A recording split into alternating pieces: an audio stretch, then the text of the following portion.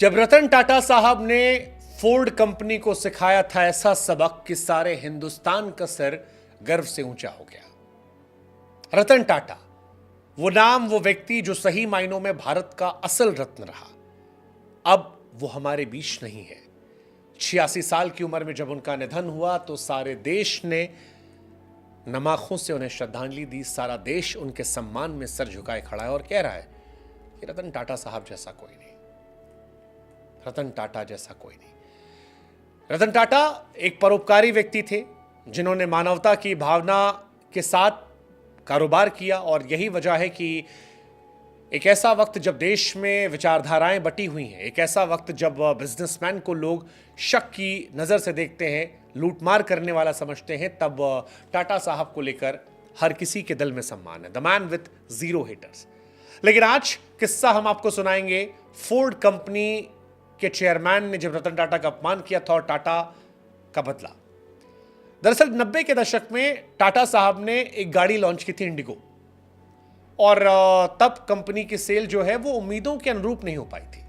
Tata group को कई सारी चुनौतियों का सामना करना पड़ा था। टाटा मोटर्स के पैसेंजर कार डिवीजन को बेचने का फैसला हुआ। रतन टाटा साहब इसके लिए American car company Ford Motors के चेयरमैन बिल फोर्ड से बात करते हैं।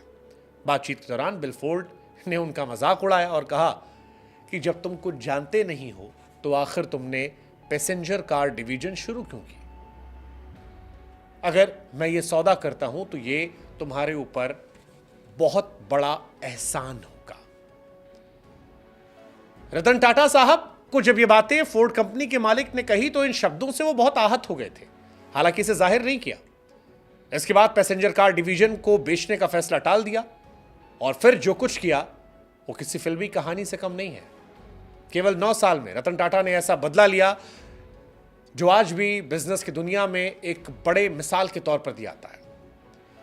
फोर्ड के साथ डील नहीं हुई, रतन टाटा साहब इंडिया वापस लौटे। टाटा मोटर्स के कार डिवीजन पर ध्यान केंद्रित कर उसे बुलंदियों पर पहुंचाया। फोर्ड के मुखिया से बातचीत के करीब 9 साल बाद टाटा मोटर्स की कारें पूरी दुनिया में अपनी पहचान बना चुकी थी। कंपनी कार को दुनिया की बेस्ट सेलिंग कैटेगरी में शामिल किया गया था।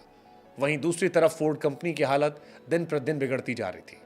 डूबती फोर्ड कंपनी को उबारने का जिम्मा टाटा ने संभाला और 9 साल पहले हुए अपने अपमान का बदला लिया।